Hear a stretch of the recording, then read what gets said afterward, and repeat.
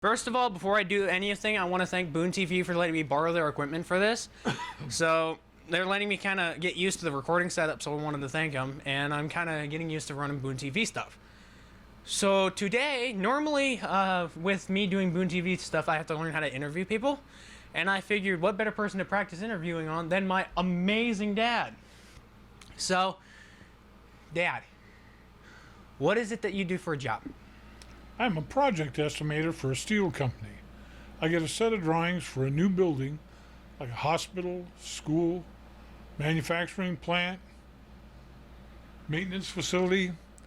I go through and take out all the steel, plug it into a program that allows me to price all of the steel, sometimes aluminum, stairs, railing, I-beams, columns, tubes, and then we give it to a general contractor who uses our number to complete his bid. And if we win, we get to manufacture the steel. That is honestly more than I've ever heard about your job summed up. It's pretty amazing. What is probably your all-time favorite part about working with me on this YouTube franchise? Working with me in YouTube and what have you. What have you enjoyed? I've enjoyed Sean's commentary. I've enjoyed the idea that he may someday have a career in video, either with television or YouTube or some other process using cameras, microphones, lighting. I have to admit my lighting right now is not the best because I've got one big, huge mega light in the top. What do you have to say is probably your least favorite part about doing your current job?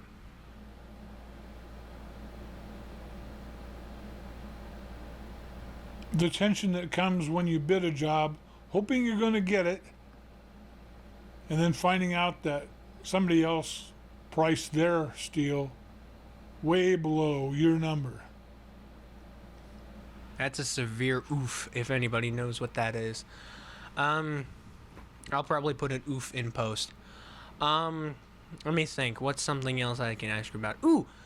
What's something silly that you do? I don't know if there's anything silly that I do. Yeah, you're you're the family jokester. I'm trying to think of something else I can talk about. What do you want to talk about? Oh, I don't know.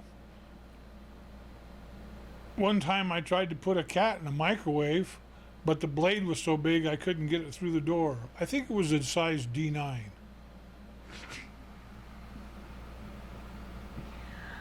Okay, then.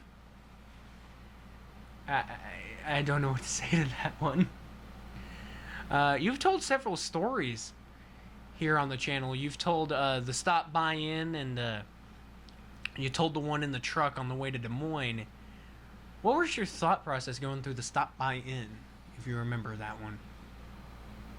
The thought process was creating a story about a brother and a sister who had been separated from early childhood, grew up in different parts of the country, and at a given point in time in their life, they both decided to search for their lost sibling.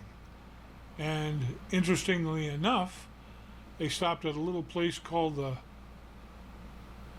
Stop By Inn and met each other, and in conversation discovered that they were the lost child they were looking for. That is honestly amazing. Life is amazing. Coincidence? Sometimes. Everything is meant to be.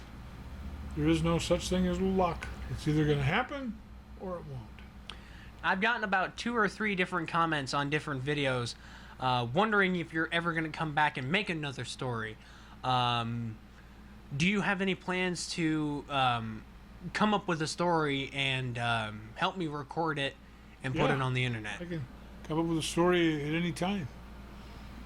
Yeah, I forgot. You're the family smart guy, besides my brother. I don't know about that. Well, I'm trying to think.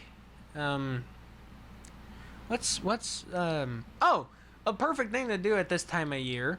What is your current opinion on the political standings? Personally, I'm politically neutral. One of my hobbies over the years have been watching the policies of our country, the elections, the people, and getting an understanding for what's real and, for the most part, what's not. And it's interesting. If I may boast a little bit, I've been able to pick the winner of every presidential election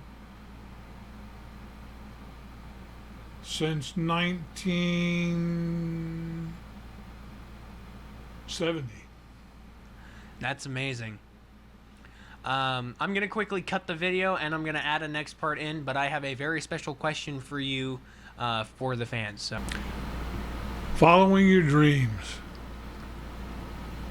When I was 12 years old, my parents bought me a drafting set, a drafting board, pencils, sharpeners, erasers, and I started out drafting what they thought was ridiculous, which was a train that ran on rails but was suspended by electromagnetic fields and would go 300 miles an hour. My parents laughed at me, said that would never work. It wouldn't be possible. But Popular Science magazine came out in 1975, the gentleman who invented such a train and built it. I always wanted to build buildings, skyscrapers or any kind of buildings. I worked in a steel plant for 17 years, learning how to make steel, I-beams and columns. I went back to school. When I was older, got a degree in civil engineering technology and was going to become a civil engineer. Got into construction and did concrete design for a year for a company. Got into working with a plant that produced water treatment products and built and fitted out a steel building, learning how to plumb. Went back to school at DMAC and got a certificate for maintenance. Then I got into working for a company called Raymark, and they did steel. This is the second company I've worked for, Mid-States Steel, that sells steel products, and I'm living my dream. I am doing what I always dreamed I could do. And Sean will attest that we have driven by and gone into some of the buildings to which I had sold the steel for.